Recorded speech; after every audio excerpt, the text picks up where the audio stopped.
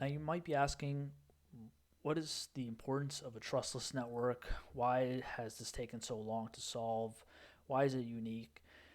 And what are the actual challenges? While computers are already using the internet, people are talking to each other online. What is the actual challenge? The fundamental challenge with blockchain networks, or to be able to design a decentralized distributed network, is actually a common historical problem that's more common in what was wars and past time in history. It's what's known as the Byzantine fault tolerance, or the Byzantine generals problem. And the idea is, if you're in war, two sides are facing each other. In prehistoric times, they didn't have phones and they didn't have internet in the same way we can't communicate in instant form. So if you have generals and the respective portion of the army surrounding a city, you have six points attacking the city. How do you communicate across channels? How do if you're 10,000 feet away, you don't have a walkie-talkie or a cell phone. How do you communicate that, hey, we're going to attack at dawn, or we're going to attack at 2 p.m., or this is what's happening to our section of the war zone? And these are problems that were happening. This is just communication problems, something that the internet has been solving for years and now decades.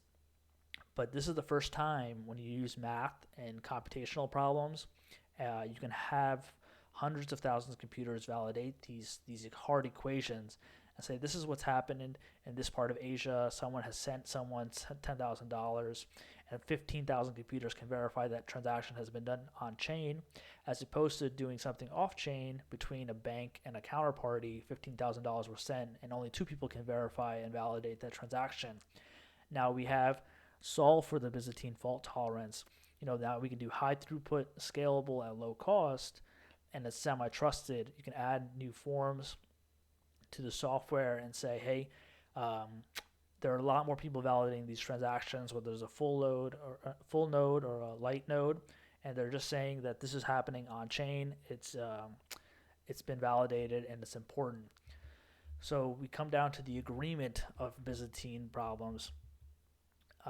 In a distributed network or system, there's a quorum of all the nodes to reach an agreement. So we've talked about a couple of these as a reoccurring theme. So decentralized control, so no central party controls or authorizes consensus. All the parties agreeing to it.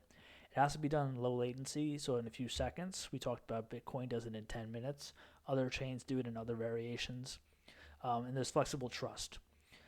So nodes choose who they trust, and they don't have to trust the entire network. But it's important to have some form of accordance or agreement when you're doing something like this to achieve scale, massive scale. And the Byzantine problem, General's problem, was a really big problem to solve on computer networks, because there's no other way to agree on a simple idea in a very short period of time across thousands of channels.